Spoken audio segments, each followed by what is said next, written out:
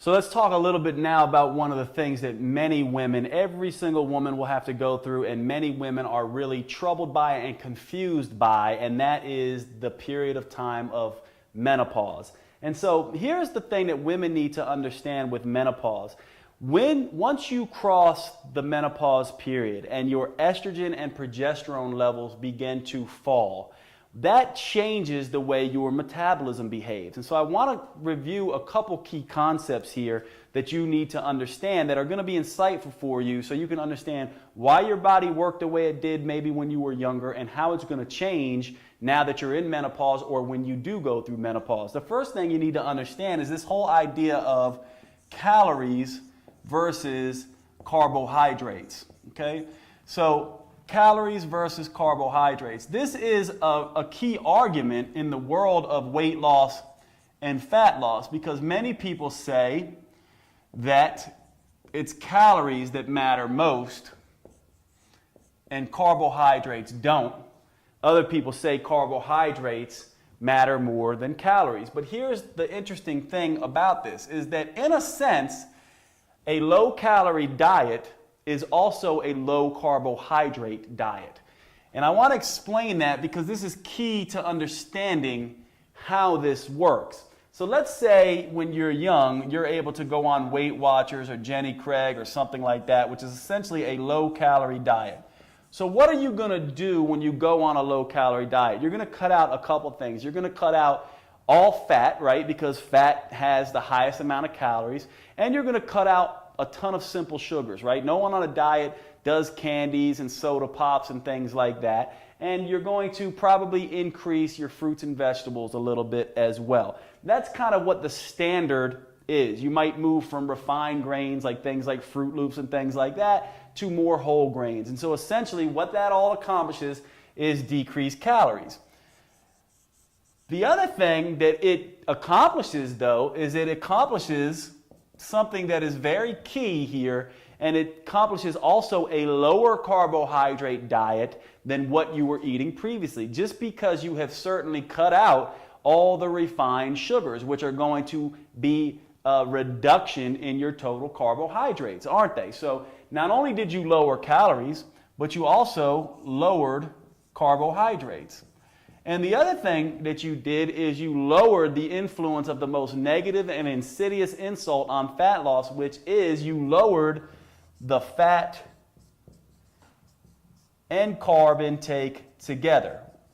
Because you're not going to be eating bagels and cream cheese or pastries and things like that that have this negative fat, starch, fat, sugar combination, which is really bad for fat loss, probably the worst thing for fat loss. So that's really interesting, isn't it? So essentially what you were doing when you were going on Jenny Craig and Weight Watchers and these programs is you were lowering calories, yes, but you were also lowering carbs. And that is why you were able to get the results that you may have gotten then. Now you may have noticed, or you will notice, when you go through menopause, now what happens is you are no longer able to get the same result from these low-calorie programs like Weight Watchers and Jenny Craig and things like that. And the reason why is because one of the major influences on whether you can burn fat or not is carbohydrate and insulin. And while when you were younger, this low-calorie diet may have lowered carbohydrates enough for you to see results, now that you have decreased estrogen levels, which make you, estrogen, remember, makes you more insulin sensitive or less carbohydrate reactive. Now that insulin is gone, these carbohydrate amount that once was able to help you lose fat is now not enough, and you will need to lower it further. So you'll have to go down in carbs even more. So the point here is at menopause, whereas a low-calorie diet was low carbohydrate enough to get results when you were young and had estrogen working for you, now it will not be, and you'll have to go from a calorie counting approach to a lower carbohydrate approach. And that is one very key thing to understand about what happens in menopause. Many women do not understand this key issue, and also don't understand that it's not just simple carbohydrates like cookies and candies and pastries and crackers and things like that that make a difference now. Now you're going to have to watch all the healthy stuff, the whole grains, even some fruits, and even some foods like dairy that stimulate insulin as well, because estrogen is not there. And so you have to go from this whole idea of what was once healthy, whole grains and dairy foods and fruits and things like that, to something that is still healthy but more fat loss, which is more vegetable and protein based. This is one of the key concepts that you need to understand to master and really kind of understand what you're going to need to do through menopause. Another key thing you need to understand that happens with menopause is that the estrogen and progesterone ratio changes fairly significantly.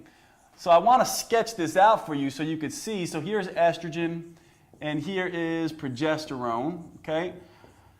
And what happens is, let's first sketch out what happens when you are a young woman and have these hormones working for you. Here's estrogen, and then here is the progesterone level. But what happens at menopause is that the ovaries stop producing estrogen and progesterone, and so what happens is estrogen falls pretty significantly, right? And progesterone falls as well. But the spread between estrogen and progesterone gets much bigger. In other words, whereas during menopause you may have had something that looks like, or during your younger years you had something that looks like that, during menopause now you have something that looks more like that. So in other words, not only do you have low estrogen and progesterone from a total perspective, but you have a relative estrogen excess compared to progesterone at menopause. And that's an important concept to understand. So then what does that mean? One of the things happens is now we know we have lower estrogen levels at menopause. And we also know that estrogen is sort of anti-carb or anti-insulin. In other words, it helps us be more insulin sensitive and more or less rather carb reactive. And so when you have enough estrogen, you can handle carbs better and you can handle insulin better. Estrogen is also anti-stress or anti-cortisol. And so when you have plenty of estrogen, you can handle stress better. And we know that stress also has a negative impact on insulin. So as estrogen goes away or you have lower amounts, now you're going to be more carb reactive, have more insulin and more cortisol effects, which are all going to lead to having an issue of weight gain around the middle. So you might say, okay, so what happens then with progesterone? Well, progesterone is interesting here because progesterone has the same impact that estrogen has on cortisol. It is an anti-cortisol agent, but when it's gone through menopause, you end up having positive cortisol effects. Now, here's the tricky thing that happens with menopause that I want to show you. Estrogen levels fall because the ovaries are no longer making estrogen anymore. However, you can still make estrogen in several places. Your fat cells make estrogen. You can get estrogen-like compounds in the diet through plastics that you store your food in, through pesticides, through coffee. In other words, there are a ton of different estrogen mimicking compounds in the environment. However, when it comes to progesterone, there are almost no progesterone mimicking things in the environment. The only place you're going to get progesterone after menopause is the adrenal glands, your stress glands. So you can see what begins to happen here. Not only do you have a natural estrogen excess and progesterone deficiency that occurs because of menopause, but then you have this environmental factor also feeding in to this dysfunction, all leading to higher amounts of estrogen and lower amounts of progesterone. And since progesterone is one of the major ways that you combat extra stress, stress becomes a major issue here, and so does adrenal support, supporting the adrenal glands with herbs and things like that that can make a difference to help balance this effect. One of the things that many people think is that this ratio of estrogen to progesterone is one of the reasons some women have such a hard time with hot flashes and things like that. So yes, the fact that estrogen has fallen and progesterone has fallen is going to potentially lead to some of these symptoms that you get at menopause, but perhaps this estrogen progesterone issue here ends up being even more of an issue. And this is why oftentimes women will substitute with progesterone-like herbs by themselves during the menopause period.